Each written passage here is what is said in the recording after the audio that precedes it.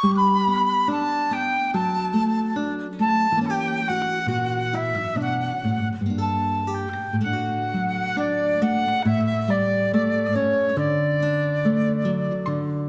a tus pies ponemos nuestra vida. Hoy a tus pies, glorioso San José. Escucha nuestra oración y por tu intercesión obtendremos la paz del corazón. Em nome do Pai, do Filho e do Espírito Santo. Pai nosso que está no céu, santificado seja o vosso nome, venha a nós o vosso reino, seja feita a vossa vontade, assim na terra como no céu. O pão nosso de cada dia nos dai hoje. Perdoai-nos nossas ofensas, assim como nós perdoamos a quem nos tem ofendido. Não nos deixeis cair em tentação, mas livrai-nos do mal. Marcos de Pádua, seja bem-vindo. Muito bem, pessoal, vamos começar nosso bate-papo sobre São José, cuja memória a Igreja Católica celebra hoje, dia 19 de março. E sobre São José, o texto bíblico fala muito pouco, isso é uma coisa curiosa. A Bíblia não se ocupa muito, o Novo Testamento não fala muito de São José em matéria de informação, né? Mas existem algumas, vamos dizer assim, alguns segredos ou algumas informações que nós podemos extrair das poucas menções a São José, que fazem dele o santo mais importante da Igreja Católica, depois da própria Mãe de Deus. Então, na escala de seres humanos, quanto à santidade, quanto à relevância, quanto à importância na Igreja Católica, a pessoa humana mais relevante na Igreja é Nossa Senhora. Dona Maria Cecília, seja bem-vinda, não é? E depois de Nossa Senhora é São José.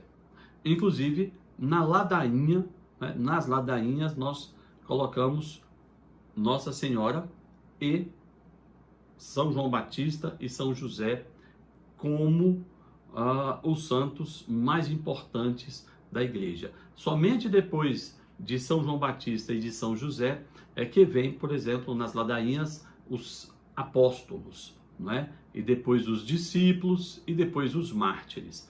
Então, na escala de relevância, de importância, de devoção que a Igreja tem para com os santos, São José só fica abaixo da própria Nossa Senhora. Vamos continuar com as lives bíblicas todos os sábados, né? Hoje nós estamos excepcionalmente falando sobre São José, dada a importância de São José para a Igreja Católica, né? Para você ter uma ideia, né? O Papa Pio IX, né, por volta ali do ano de 1870, é o mesmo Papa que proclamou o dogma da Imaculada Conceição. Ele proclamou São José como o patrono da Igreja. Olha que interessante. Você tem os santos padroeiros de uma ou de outra importância, não é? Por exemplo, o santo padroeiro do Rio de Janeiro, São Sebastião. São Paulo, padroeiro da cidade de São Paulo, né? Mas e o padroeiro da Igreja? Ou seja, o patrono da Igreja, São José, né? Então, dada a importância de São José e cair exatamente no sábado, então nós vamos bater um papo, falar um pouco sobre São José. Mas as nossas lives bíblicas continuarão e sábado que vem já estaremos novamente na Bíblia. Bem, eu gostaria de fazer a seguinte observação, né?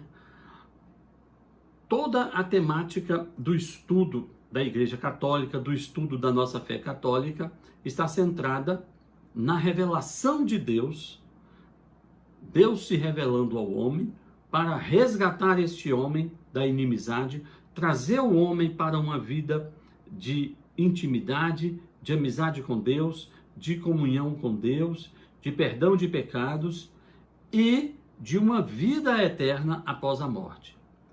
Nos nossos primeiros encontros, ou desde os nossos primeiros encontros, eu tenho dito que o homem pode inferir, pode imaginar, pode desejar a presença de Deus, mas ele não consegue compreender o mistério de Deus, ele não consegue absorver ou enquadrar ou compreender Deus na sua plenitude.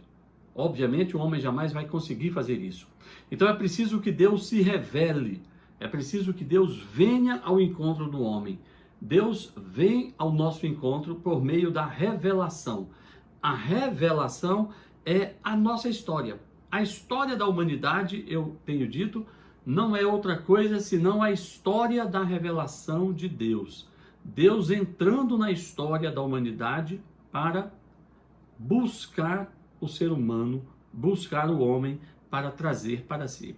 E nesse sistema, no modelo de revelação que Deus faz, que são as chamadas alianças do Velho Testamento, que por acaso era até o tema de hoje do nosso programa de catequese aqui da paróquia Nossa Senhora de Guadalupe, as alianças veterotestamentárias sempre foram calcadas em uma família. Deus fez várias alianças ao longo do Velho Testamento, ao longo da história da humanidade.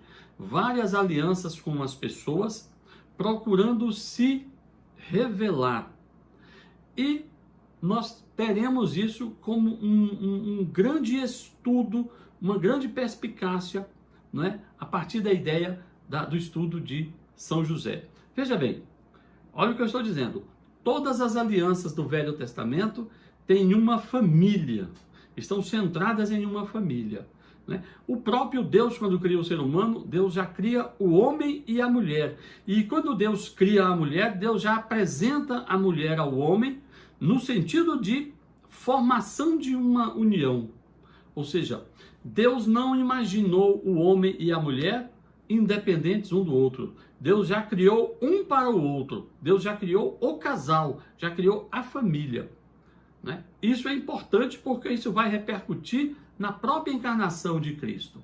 Então veja, a primeira aliança que Deus faz é com Adão e Eva, colocando-os no paraíso. E Deus oferece o que a eles? Comunhão, amizade, proximidade, relação íntima. E o que Deus cobra na primeira aliança?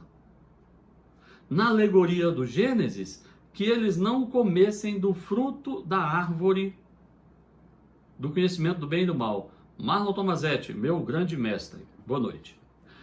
Né? Que eles não comessem. Claro, aquela alegoria ali simboliza apenas uma coisa. Deus queria que o homem lhe fosse submisso. Deus queria que Adão e Eva lhe fossem submissos. E essa submissão está formalizada na obediência de não comer o fruto da árvore do conhecimento do bem e do mal. Mas de qualquer forma, o que você tem ali é uma aliança. E o que você tem na aliança? Um homem e uma mulher. Adão e Eva quebram a aliança desobedecendo a Deus.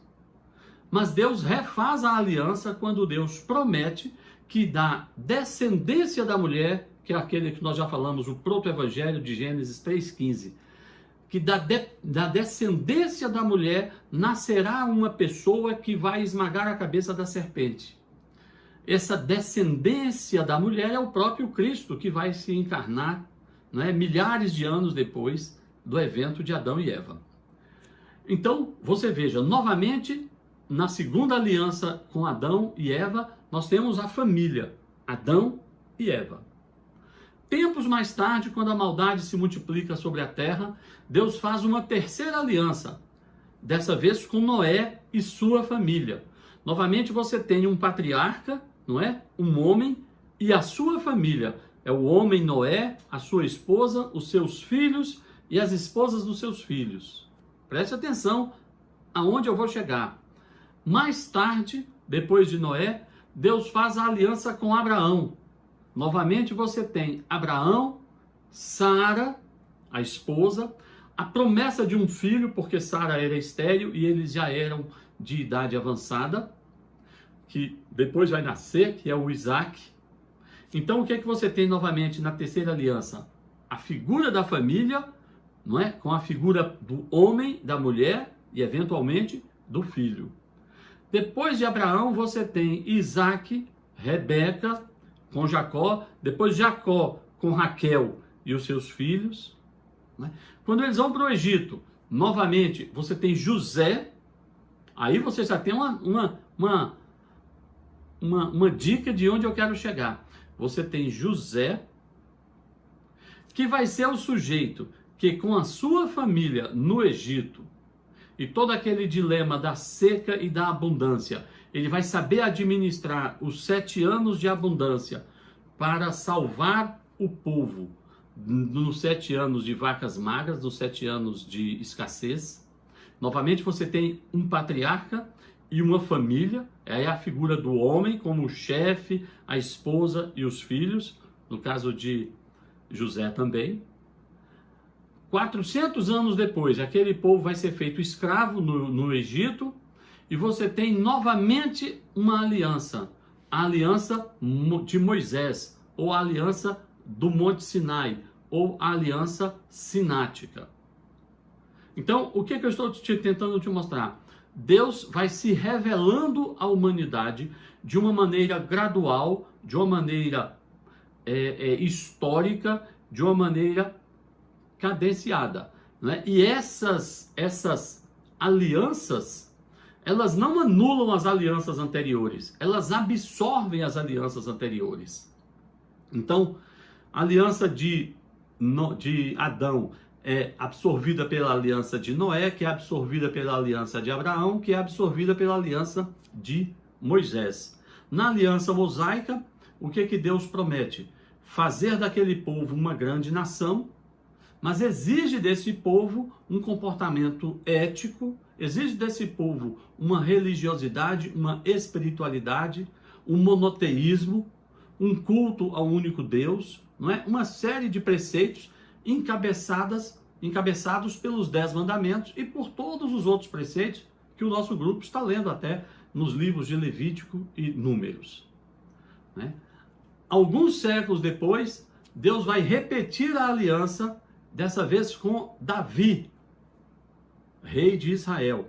Observe como a situação é gradual. Adão, Noé, Abraão, Moisés, e com Davi você já tem Israel num reino já estabelecido. Ou seja, a aliança é crescente, ela é progressiva, ela vai se ampliando. Todo esse conjunto de alianças é um conjunto de alianças preparatórias para a aliança definitiva. A aliança definitiva é a encarnação de Deus na pessoa de Jesus Cristo. Deus quer mostrar-se ao mundo, mas ele vai fazendo isso gradualmente, por meio dessas alianças. Cada aliança, ele se revela um pouco mais. É como quando uma pessoa quer se dar a conhecer, mas não de uma vez só. Ele vai se dar a conhecer aos poucos. Por isso as alianças são sucessivas, são gradativas e são distribuídas pelo tempo. Isso vai construindo uma espécie de maturação na humanidade. Né? Originalmente, lá em tempos pré-históricos, você tem a figura de Adão, depois Noé. Em um tempo mais recente, a figura de um patriarca, Abraão. Depois a figura de um povo, que é aqueles descendentes de Abraão, que estão escravizados no Egito. Depois a epopeia do Êxodo. Depois a fixação desse povo na terra. Depois um grande reino já estabelecido, a aliança davídica.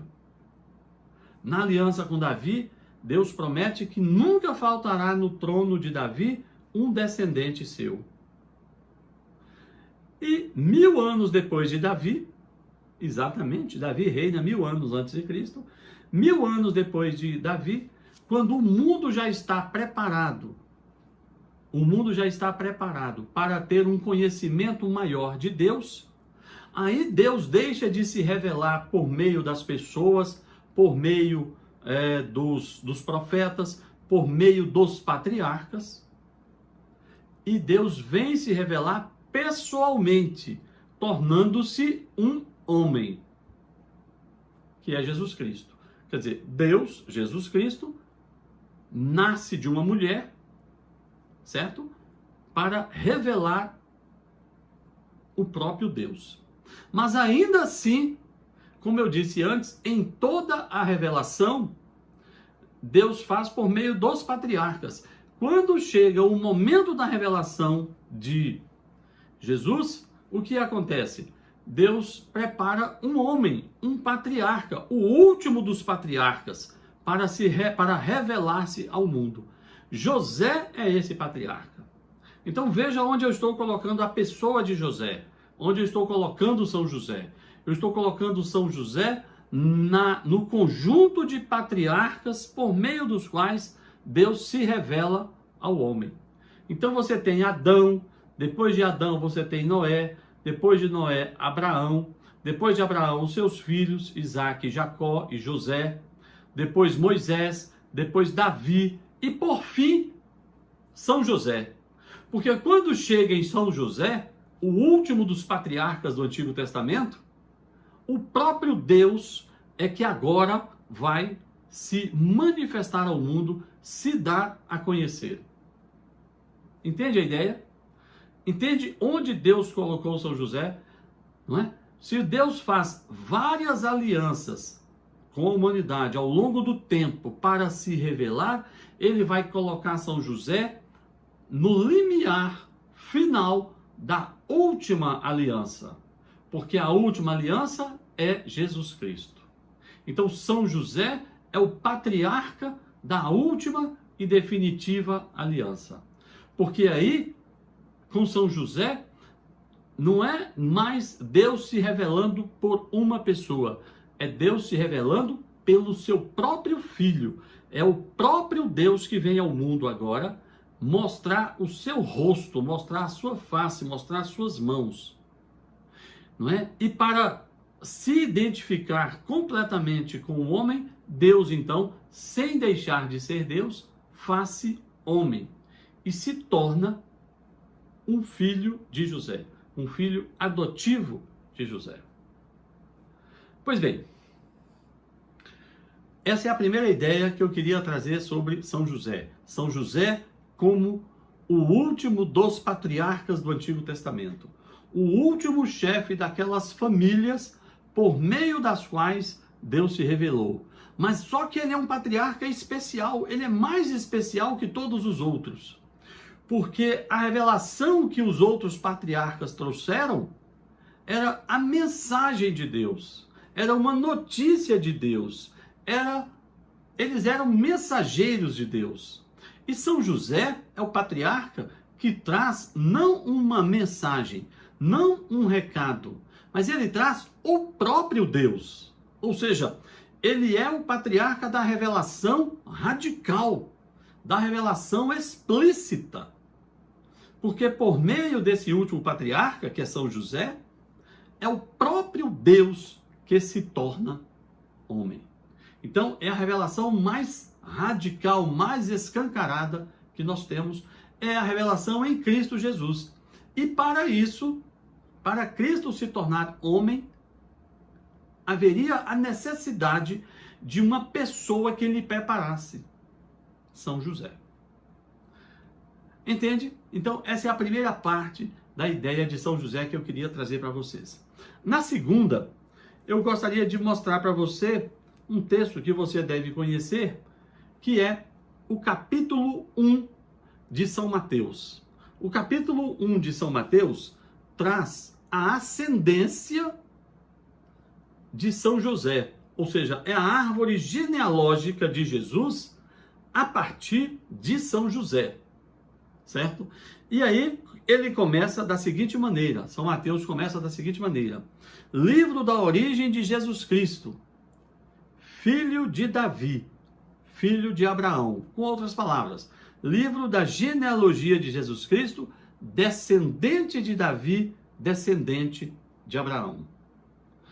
Lembrando que Jesus nasce numa família judia, descendente de Davi. E São Mateus faz a relação descendente de Abraão até José, passando inclusive pelo rei Davi. Olha que interessante eu estou dizendo. José é o herdeiro do trono de Israel. José era um príncipe. Se a monarquia davídica, se a dinastia de Davi estivesse vigente no tempo de Cristo, o rei de Israel seria ninguém menos que São José. Então, quando Deus faz a aliança davídica e fala assim: José, sempre haverá um descendente seu. Desculpe, Deus vai falar com Davi. Davi, sempre haverá um descendente seu no trono de Israel. Esse descendente que Deus se refere é Jesus. Mas o descendente consanguíneo de Davi, que herdaria o trono, é José. Jesus herdaria o trono, Jesus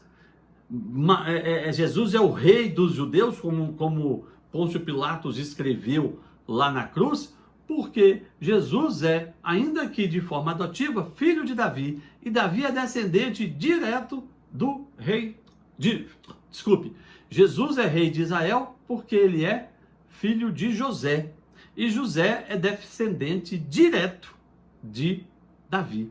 Então veja que interessante, se a monarquia existisse no tempo de Cristo, o rei de Israel seria São José, né? E este homem, claro, a monarquia não existia, Israel estava dominado pelo Império Romano, mas, né, essa memória davídica tinha se esquecido, mas a gente não pode esquecer que São José é o descendente direto do rei Davi, né? E São José é escolhido por Deus, não é, por óbvio, para ser o pai adotivo do próprio Deus. Olha que ironia. Deus resolve tornar-se homem. Deus resolve fazer-se homem. Mas Deus não quis fazer-se um homem adulto.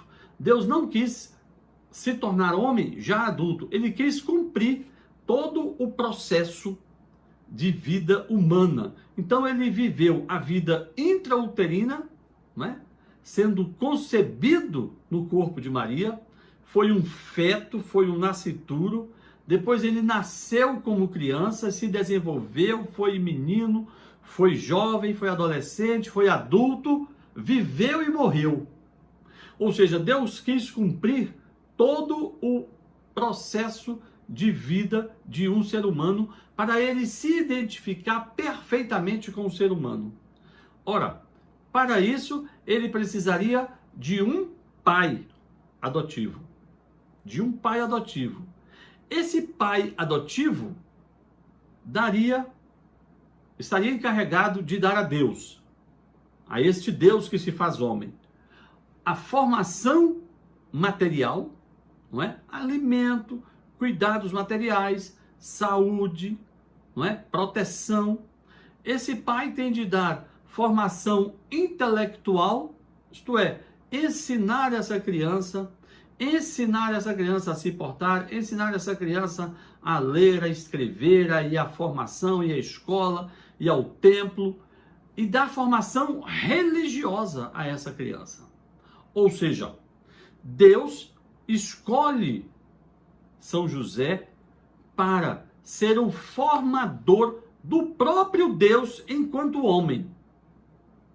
Então você começa a pensar quão grande são os méritos, quão grande são as virtudes, quão grande são as riquezas morais, intelectuais, não é? E humanas de São José.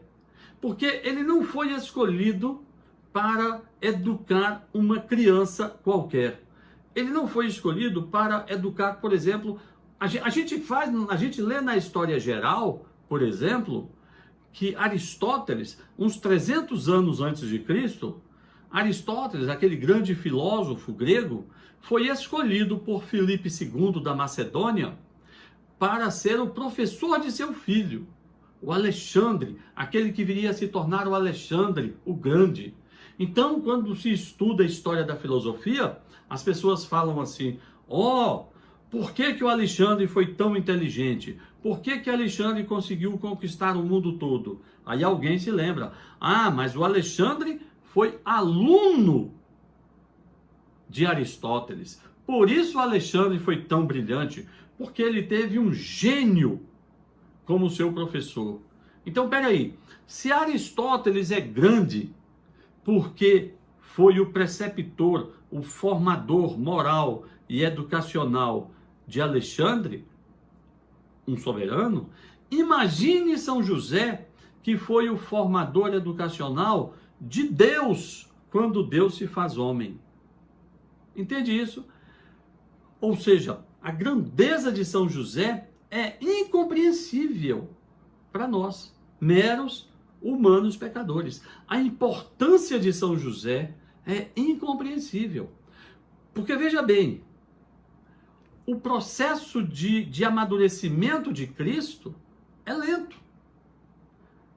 Não é? Quando você lê o Evangelho, principalmente de São Lucas, você percebe o seguinte: São Lucas por 2 ou 3 vezes diz: e o menino crescia em estatura e em graça diante de Deus e dos homens. Isto é, São Lucas fala de 3 crescimentos de Cristo. Ele crescia em estatura, em sabedoria e em graça. Ou seja, Jesus crescia fisicamente com o passar do tempo. Jesus crescia em sabedoria, quer dizer, intelectualmente. E Jesus crescia espiritualmente, em graça diante de Deus. Até que ele passa a ter uma compreensão completa de quem ele é e de qual é a sua missão. Neste início de vida, a pessoa que vai dar a formação moral, a formação intelectual e a formação religiosa para o próprio Deus ali em forma de menino é São José. Por aí você pode imaginar os méritos de São José, a importância de São José, a grandeza de São José. Veja bem, antigamente eu costumava, quando eu dava aula de catequese sobre São José, eu dizia assim, eu dava o seguinte exemplo: se um homem vai viajar, e este homem vai ficar muito tempo sem ter contato com o seu filho, e o filho é bebê, é recém-nascido, quem você escolheria para cuidar do seu filho recém-nascido, se você vai passar um longo tempo sem cuidar, sem ver o seu filho? Olha que interessante. E aí eu costumava responder, eu fazia essa pergunta às minhas turmas de Crisma, e eu mesmo respondia dizendo: olha, se eu tivesse de viajar e deixasse o meu filho aos cuidados de um homem para lhe dar formação material, intelectual e religiosa, eu escolheria um homem extremamente virtuoso. Eu escolheria um homem extremamente honesto, decente, puro, trabalhador, temente a Deus. Mas um dia, o meu próprio filho, que nessa época devia ter uns 20 anos, virou para mim e falou: não, está errado. Um pai tem de escolher para ser o tutor do seu filho alguém parecido com o próprio pai. Olha que sacada. Isso foi o meu filho, que na época tinha 20 anos, falou para mim. Um pai escolhe para ser o tutor do seu filho alguém que tem atributos semelhantes ao pai, porque aí o filho não vai ficar no prejuízo. E aí eu comecei a pensar, quais são os atributos de São José? São José é aquele que Deus julgou parecido consigo. Como se Deus tivesse olhado o mundo e qual o homem mais justo deste mundo? Qual é o homem que mais se parece comigo? Qual é o homem mais puro? Qual é o homem mais santo? Qual é o homem mais honesto? Qual é o homem mais decente? Qual é o homem mais corajoso? Ou seja, você vai procurar alguém para cuidar do seu filho que seja parecido com você. E Deus escolheu nesse processo São José. Então, São José é muito mais do que imaginamos. É muito mais virtuoso, é muito mais decente, é muito mais grandioso, é muito mais humilde. Por isso ele foi escolhido para, num primeiro momento, proteger a mulher por meio da qual o próprio Deus viria ao mundo. E depois disso, ele, como marido dessa mulher, ele vai dar a esse filho a sua condição de paternidade adotiva e vai formar esse filho para esse filho ser um homem. Só que esse menino é o próprio Deus. Então não dá para imaginar você ser escolhido para orientar, pelo menos na fase infantil e de juventude, o próprio Deus. Imagine quão grande tenham de ser as suas virtudes e os seus atributos morais, a sua bondade, a sua fé e a sua humildade. Isso tudo é São José.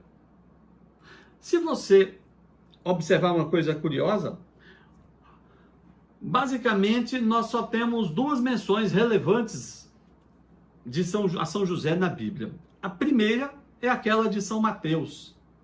Ele está prometido, ou Maria, jovem, né? Os casamentos eram contratados com a moça numa idade muito jovem. Então Nossa Senhora devia ser uma moça de 13 ou 14 anos e estava prometida em casamento a José. Mas antes que o casamento se consumasse, antes que eles passassem... Porque o que acontecia no casamento judaico? Havia um compromisso, um acordo, uma espécie de contrato, onde os pais de uma moça na faixa de 13, 14 anos, não é, se comprometiam a dali um ano, não é, no espaço de um ano, dar aquela filha em casamento. Nesse espaço de um ano, antes deles se casarem, mas já com o compromisso de se casarem, já com o compromisso acertado, essa moça aparece grávida. Veja bem, o anjo Gabriel anunciou a Maria a gravidez, não anunciou a mais ninguém. Então só ela sabia. E a reação de São José é a reação de quem Maria não contou nada. Né? O que acontece? Ele, sabendo, tomando conhecimento de que ela está grávida, ele só pode imaginar duas coisas. Ou houve um abuso sexual, ou ela teria traído o compromisso de casamento, não é? tido uma relação sexual com um outro homem, e aí se achou grávida. Veja bem, segundo a lei que era vigente entre os judeus, uma situação dessa de adultério de uma pessoa comprometida levaria à pena de morte por apedrejamento. Isso é, era uma pena extremamente severa. São José, mesmo imaginando que eventualmente tinha sido traído, o que ele faz? Ele prefere casar-se com Maria e depois fazer um divórcio de maneira discreta, de tal modo que ela não viesse a ser acusada de adultério. Por isso que o livro de São Mateus diz: e José, sendo justo, José, seu esposo, sendo justo e não querendo denunciá-la publicamente, resolveu repudiá-la, divorciar em segredo. Ou seja, o homem é de uma... Porque mesmo imaginando-se traído e tendo a prerrogativa e o direito de denunciar a noiva, ele preferiu não fazer e deixar tudo de maneira discreta. E nenhum outro homem na Bíblia mereceu o adjetivo de justo. Somente São José. Então, o que acontece? como ele exerce essa bondade, como ele exerce esse senso de justiça e essa piedade para com a noiva, Deus se revela a São José por meio de um anjo em sonho, não é? Aí sim, dando conhecimento a São José de que a gravidez da mulher que lhe é prometida em casamento é uma ação do Espírito Santo e que, portanto, ele não pode ou não deve temer recebê-la como esposa, né? É interessante porque essa manifestação do anjo a São José acontece em sonho. E aí nós temos outra característica importante de São José. Ele é um homem piedoso. Imediatamente, diz São Mateus, ele acorda e faz da forma como o anjo lhe diz em sonho, e ele recebe então Maria por esposa. Ou seja, a piedade de São José, a confiança, não é? O senso de obediência a Deus é imediato. É imediato. É sem questionar. Então, esse é o contexto que São Mateus apresenta São José, né? E na sequência, São Mateus vai narrar a perseguição às crianças menores de 2 anos, promovida pelo rei Herodes, né? Em razão da notícia que os reis magos trazem de que havia nascido em Belém o rei de Israel. E o anjo novamente anuncia a São José a necessidade de fugir daquela região. Novamente em sonho. É interessante que São José não recebe, segundo os relatos da Bíblia, São José não recebe a visita ou a aparição de um anjo. Todas as vezes, e são 4 ou 5 vezes, 4 vezes se não me engano, nós vamos ver aqui, todas as vezes que o anjo fala a São José, todas as vezes que Deus fala a José, fala por meio de sonhos. Não há uma revelação assim mais explícita. Ele não tem uma visão de anjo, ele não ouve uma voz audível, uma voz, não é como São Paulo ouviu no caminho de Damasco. Ele sonha, e nos sonhos ele recebe mensagens de Deus. Existe até uma imagem muito bonita de São José dormindo, né? O famoso São José dormindo. E a gente imagina, aquela imagem de São José dormindo é a imagem de São José recebendo as orientações de Deus. E São José foge com Nossa Senhora e Jesus ainda bebê para o Egito, né? Essa fuga para o Egito, a gente pode até usar como uma forma de raciocínio acerca de uma imagem muito comum de São José, que é aquela imagem de um homem idoso, né? Como eu disse antes, a Bíblia fala muito pouco acerca de São José, mas existem algumas tradições, alguns livros apócrifos e algumas revelações particulares, as quais nós não somos obrigados a aceitar, viu? Só para lembrar, que apresentam São José como um homem bastante idoso quando se casa com Nossa Senhora. Veja, não precisamos acreditar nessas revelações. Não existe nenhuma prova de que São José era um homem bem mais velho que Maria, ou que São José fosse um homem viúvo. Essa afirmação não pode ser dita, não pode ser colocada na mesa como uma verdade, tá certo? Não vamos confundir a verdade com revelações privadas, livros apócrifos, não é? Ou tradições, vamos dizer, apenas religiosas, a tradição com T minúsculo, né? Que não compõe a tradição apostólica. Então não sabemos a idade de José. Porém, podemos imaginar, apenas imaginar, que ele não era um homem tão velho. Por uma razão muito simples. A função de São José era proteger a Sagrada Família, dar proteção a Nossa Senhora, dar proteção e educação a Jesus em sua fase de infância e juventude.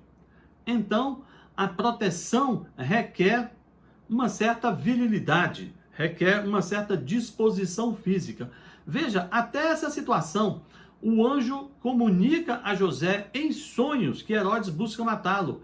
Ele sai às pressas para uma viagem da região ali de onde é Israel, não é? De Canaã até o Egito. Não é uma viagem pequena, se você imaginar as condições da época, feita talvez com um ou outro animal e uma pessoa andando a pé. Então, isso infere que São José era um homem de boa condição física e de idade razoável para empreender essa viagem. Tá certo? Então, aquela ideia de um velhinho, de um homem de barba branca, já idoso, não é? Ela pode ser, mas ela não é necessariamente, e nós não precisamos acreditá-la como verdadeira. Tá certo? E a função dele, como eu disse, era de proteger a Sagrada Família, proteger Jesus e a sua mãe, não é? E dali sairia a igreja. Por isso, São José, nesse sentido, é o patrono da igreja, conforme proclamado pelo Papa Pio IX. Né? E lá ele fica no Egito durante muito tempo. E quando Herodes morre, novamente em sonho, ele é avisado, novamente ele empreende uma viagem de volta, o que mostra que São José não era talvez esse velhinho tão idoso quanto aparecem em algumas obras artísticas. E é curioso, porque aí quando ele volta, ele vai morar em Nazaré, né, em virtude de quem está comandando as várias regiões ali, a região da Judéia, a região da Samaria e tal. Né? Então ele vai para Galileia, aquela região mais ao norte de Jerusalém, e vai morar na cidade de Nazaré. É curioso, porque aí você tem uma situação curiosa, né? Observe como é a Sagrada Família, que é mais curioso ainda para honrar mais a São José. Se você pensar, nós temos na ordem humana, nós temos o chefe da Sagrada Família é São José. Na ordem humana é o homem, né? Era o chefe da família. Quem é São José? São José é um homem normal, um homem justo, honesto, decente, puro, casto, fiel a Deus, fiel a Nossa Senhora, mas um homem. Eu quero dizer, um homem que nasceu com o pecado original, um homem que não é imaculado, um homem comum. A segunda pessoa da Sagrada Família é uma mulher humana, Nossa Senhora, mas com uma característica, com a diferença de São José. Ela nasceu imaculada, não é? Nós temos o dogma da Imaculada Conceição de Maria.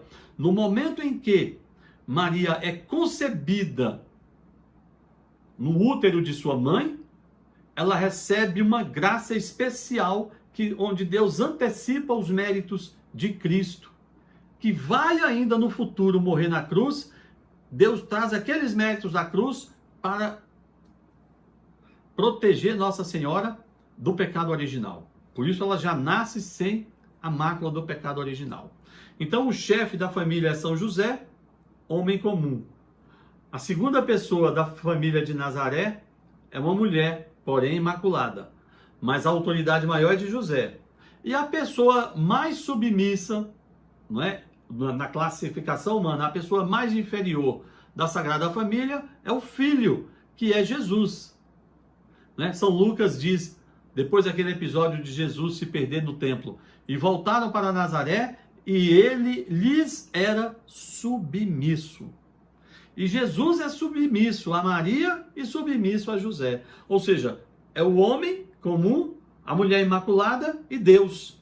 E a ordem humana é nesse sentido. Se você pensar do ponto de vista divino, Cristo, né, o Filho, é Deus.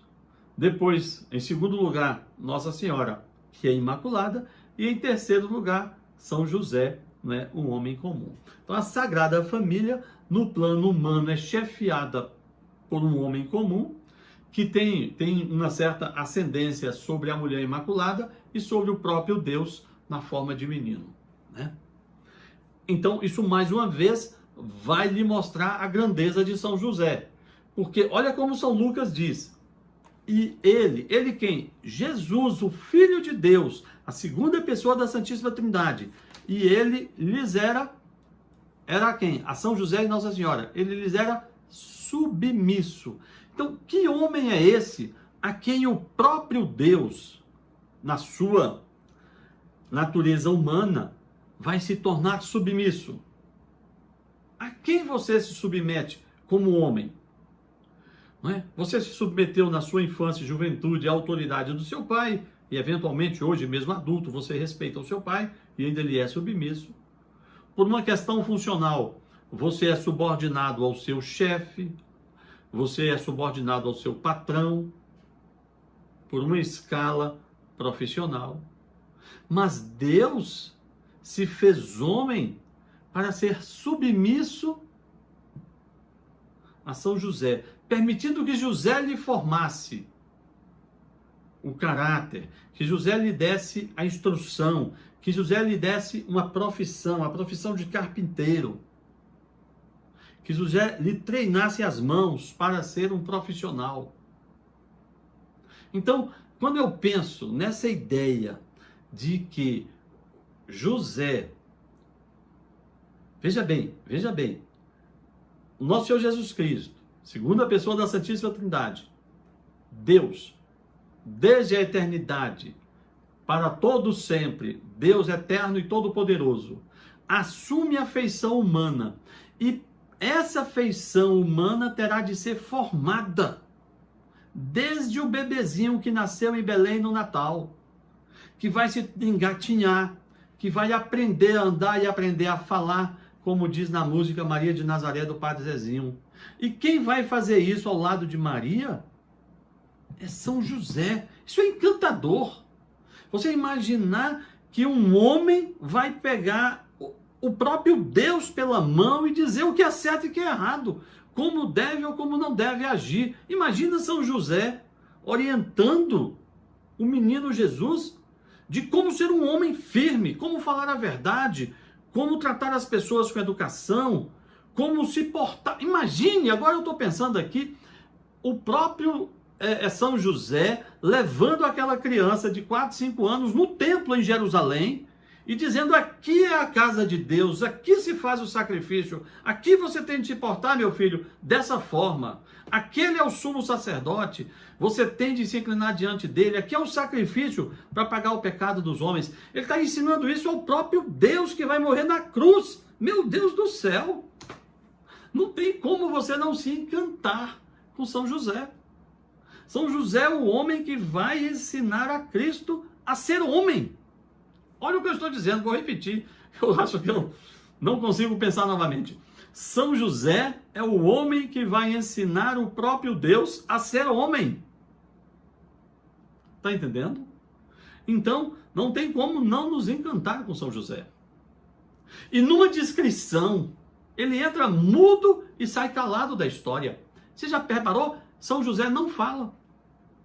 Em nenhum texto da Bíblia diz: disse José, José falou.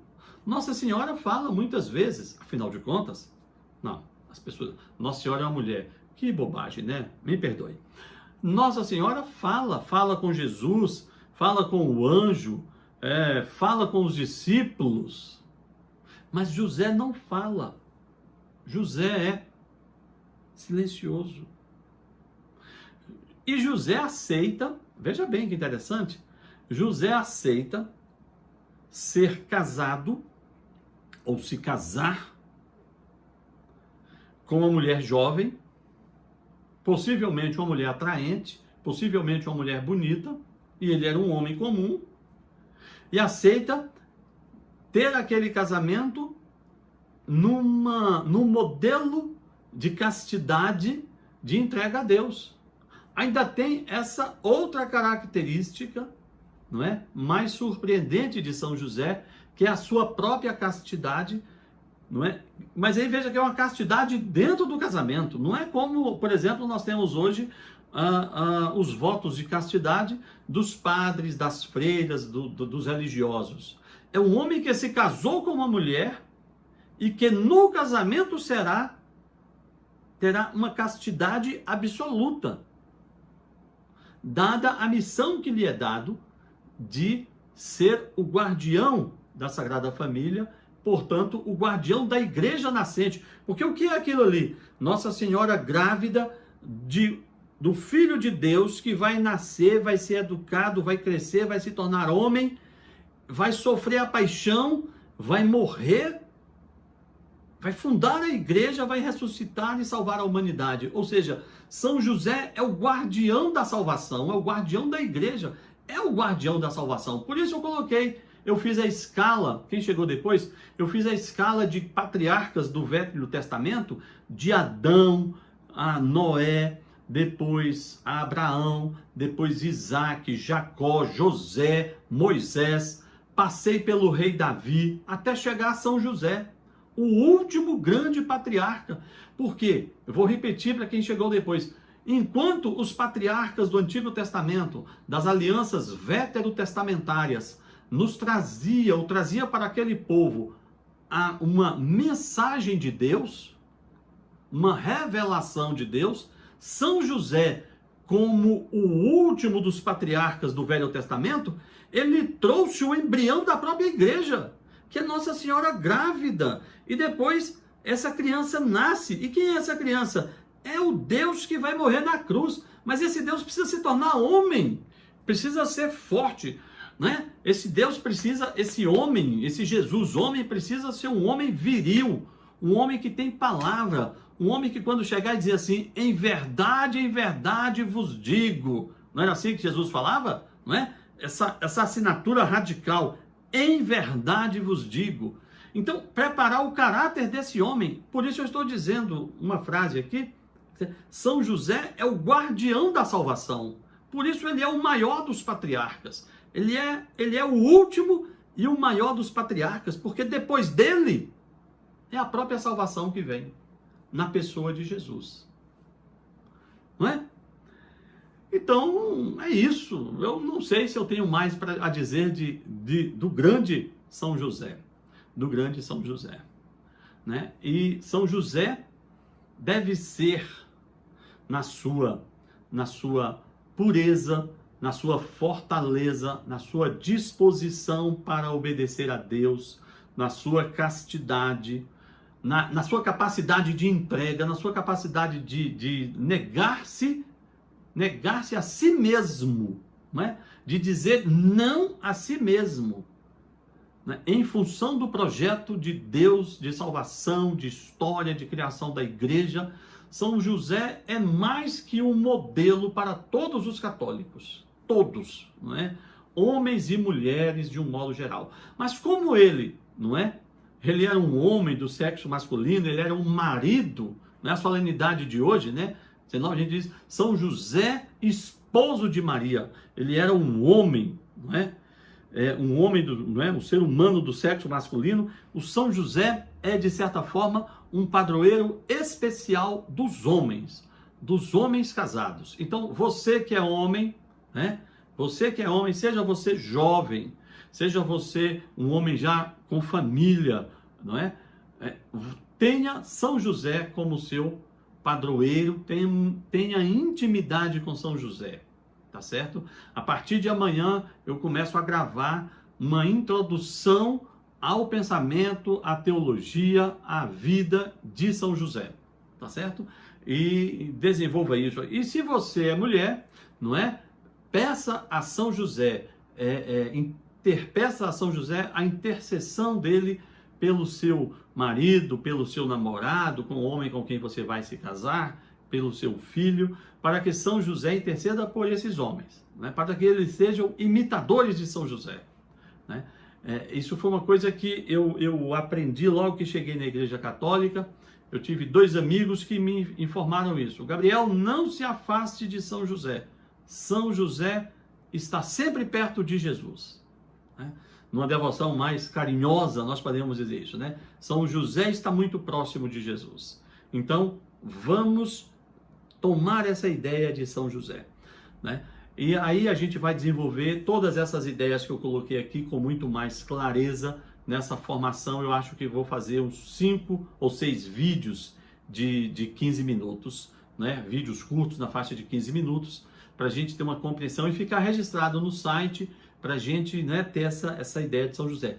Agora, todas aquelas coisas que estão nas tradições, nos livros apócrifos, nas revelações privadas de São José, se você considera aquilo importante para a sua espiritualidade, tudo bem, não é?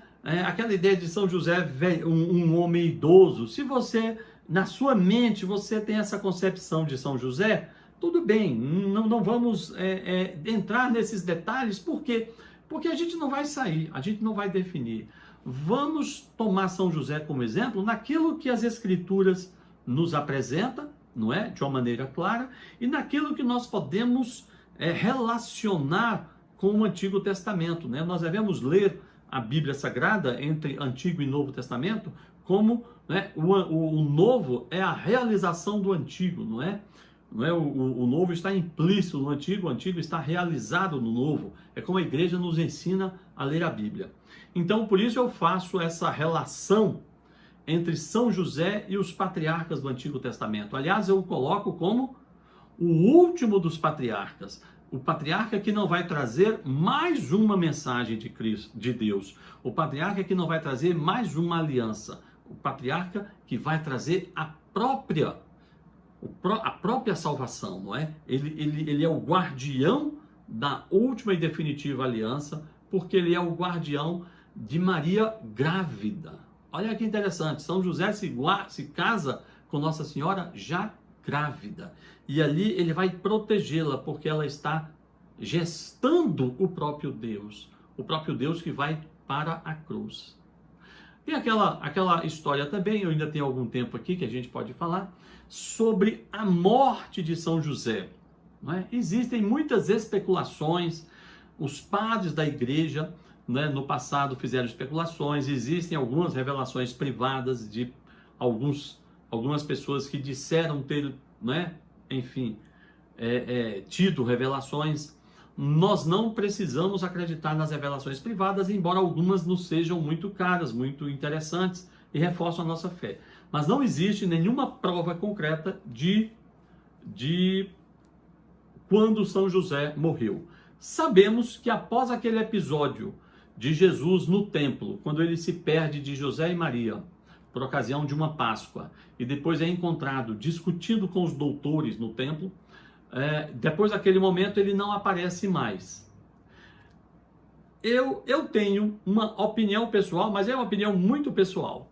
Se São José foi feito guardião, protetor e formador de Jesus, ele deve ter acompanhado Jesus até a vida adulta. Entende? Até a vida adulta. Não é? Ou seja, não é razoável, penso eu, que dizer que São José morreu logo depois daquele momento no templo, quando Jesus ainda tinha 12 anos. Não é? Ou seja, Jesus não tinha ainda nem se tornado adulto e São José já não estava presente. Então, algumas pessoas sugerem, eu acho simpático, embora não possa afirmar, que São José possivelmente deixou de, enfim, morreu quando Jesus já era adulto. Porque quando chega nas bodas de Caná, quando Jesus... Ângela, muito obrigado por suas palavras, viu? Eu fico muito agradecido. Recebo com humildade suas palavras. Por favor, reze por mim.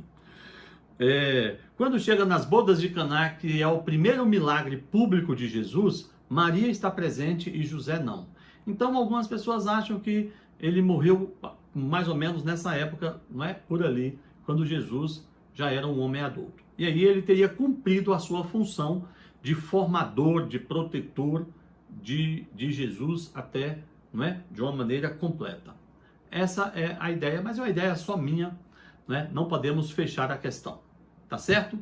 Então, pessoal, muito obrigado por me acompanhar e eu vou deixar essa live no Instagram.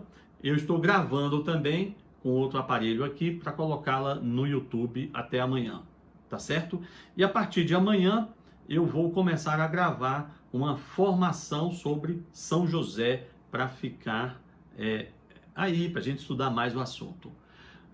Juliana, Deus às vezes me tira a poesia. Eu olho pedra e só vejo pedra. Disse Adélia Prado, uma católica, uma escritora católica. Eu acho que eu tinha um olhar não muito poético para São José. Não saio dessa live com o mesmo olhar. Que bom, Juliana, que bom. Que bom. Eu costumo dizer que os santos são assim. A gente tem uma relação curiosa com os santos, né? Alguns santos nos conquistam pelo seu jeito, né? E a gente precisa conhecer a vida desses santos para sermos conquistados por ele. De qualquer forma, Juliana, eu acho que no curso aí eu vou ter tempo de falar, vou editar, né? Que a gente fala muito rápido, né? Por conta do tempo.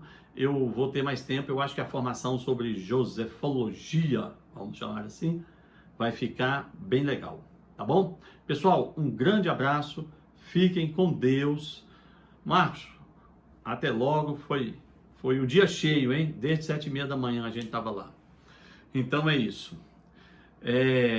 Fiquem com Deus e que São José interceda por todos nós. Em nome do Pai, do Filho e do Espírito Santo. Amém. Grande abraço, pessoal.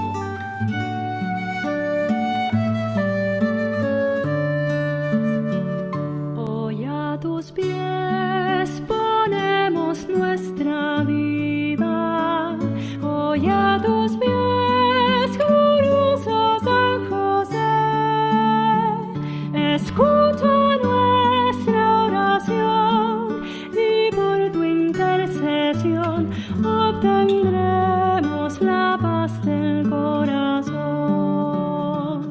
En Nazaret, junto a la Virgen Santa, en Nazaret, glorioso San José, cuidaste al niño Jesús, pues por tu gran virtud fuiste digno custodio de la luz.